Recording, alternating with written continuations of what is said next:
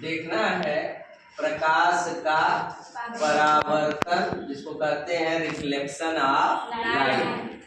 तो माना कोई समतल दर्पण है, समतल मतलब जिसका तल एक समान, जो घर पे देखते हैं ना दर्पण हम लोग, वो कौन सा दर्पण होता है? समतल दर्पण। दर्पण मतलब शीशा, ठीक है। तो समतल दर्पण का तल क्या होता है? एक समान होता है। तो हम समतल दर्पण को प्रदर्शित कर रहे हैं किससे? M1 M2 से।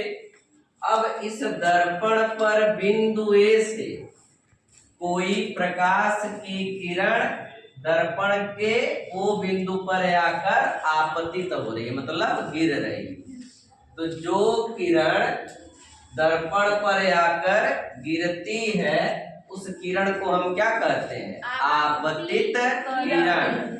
और जिस बिंदु पर आकर गिरती है, उस बिंदु को कहते हैं आपतन बिंदु। तो क्या कहते हैं?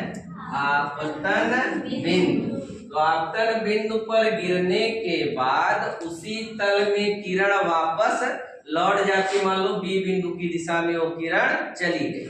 तो जो किरण गिरने के बाद उसी तल में वापस लौटती है, उस किरण को क्या कहते हैं?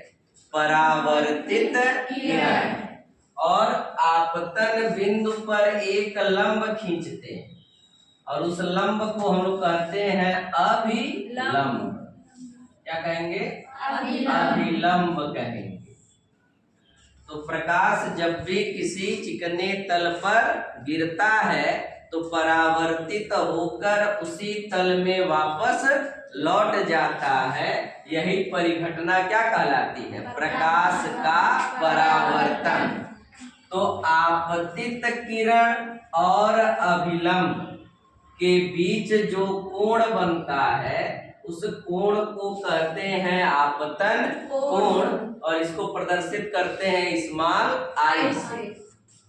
इसी प्रकार परावर्तित किरण और अभिलंब के बीच जो कोण बनता है, उसको कहते हैं परावर्तन कोण, और इसको किससे प्रदर्शित करते हैं? स्मॉल आर से। क्लियर है इतना?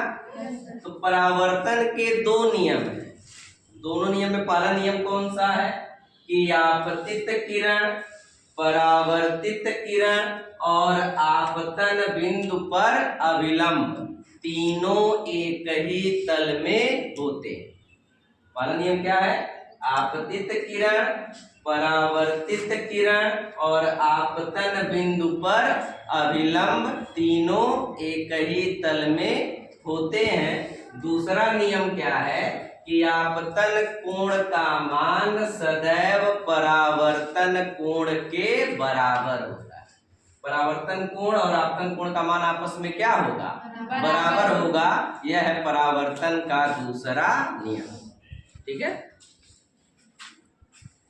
तो इसको बहुत महत्वपूर्ण है, कई बार एग्जाम में पूछा गया।